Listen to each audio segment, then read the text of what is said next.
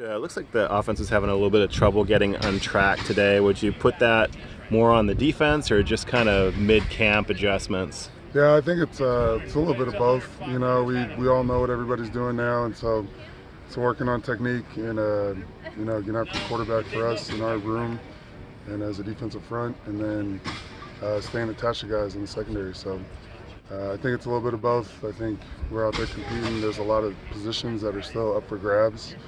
So you see a lot of guys, out there straining, which is great, and I'd probably attribute it to that. Some injuries out there this week that you don't want to see. How do you balance keeping guys healthy and keeping it competitive so you're game ready?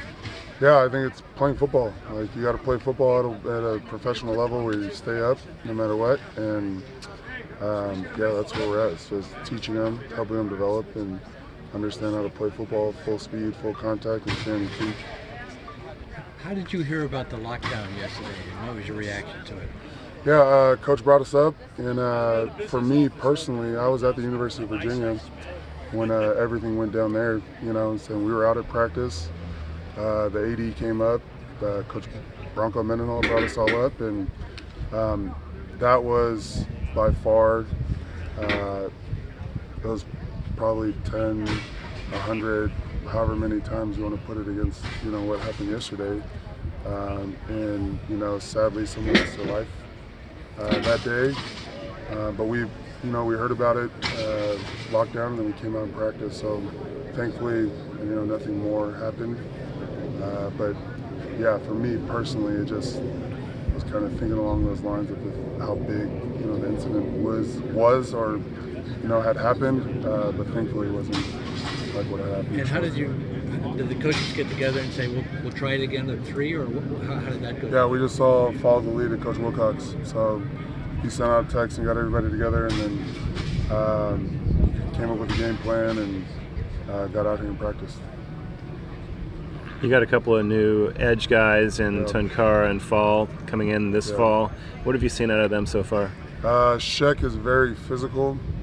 He's just naturally physical, and you see him, he's physically imposing. There's a lot of things that he's got to work on. And then Serene is more, it reminds me a lot of someone I coached previous school. And Drake Jackson, he has a bendability that you can't coach, right? So we're excited about that as well. So they fit right into what we do here, and we're excited to see what they can do this fall. Another young guy, McCulloch, continues to flash. A couple more, more TFLs or sacks today. He's probably a guy that really, truthfully, could play any position, up front. He could play a 4-eye, play on the 5, and then he's athletic enough, to play behind the ball at inside linebacker.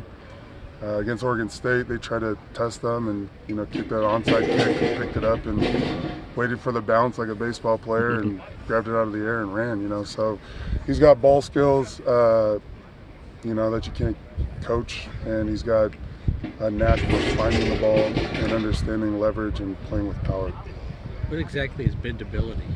Bendability? Yeah. Yeah, it's like if I asked you to pick up that piece of trash, you could do it really quick. That's basically what it is. You know what I mean? Big milestone for you guys. Yeah, he's dependable.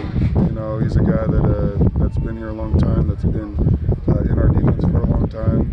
Shoot before I was here, he was in the defense. And so he's like a security blanket for the new guys and for us as a defense. Like, he can plug and play in any situation at either position, F or B. How would you guys rate your ability so far in camp to disrupt the backfield?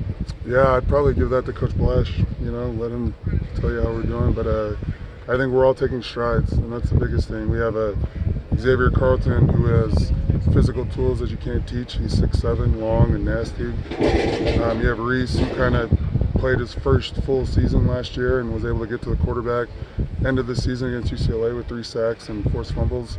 Then you have Ryan, who played a bigger role than I think a lot of us thought he would play as a true freshman. Did some really good things against some, big time games, in some big time games. And then Miles Williams, who's been here, and I played immediately as a true sophomore because of, how he picks up stuff, he understands the defense. And then we have our 2 new guys that are coming in, and the rest of the guys are coming along. So I think we're all taking strides, and I'm really excited to get them out there and, you know, have some live quarterbacks back there. When you go back and assess, whether it's film or just assess the practice, what are some of the things that you're looking for? What's your list look like of what you're kind of prioritizing? Yeah, I mean, first and foremost, it's do they know what they're doing? Are they aligned, right? An assignment, and then the technique, and then the violence of what they do with. Because there's 100 ways that you contain or set an edge, okay? But we want to stop the train. We want to stand in front of the train, stop the train, and knock it back. And so all those things come into account. Like, those guys know that there's a certain way to play football.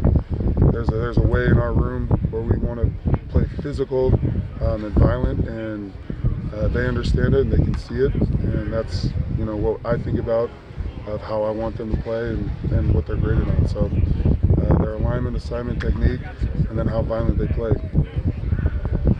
Thanks, Coach.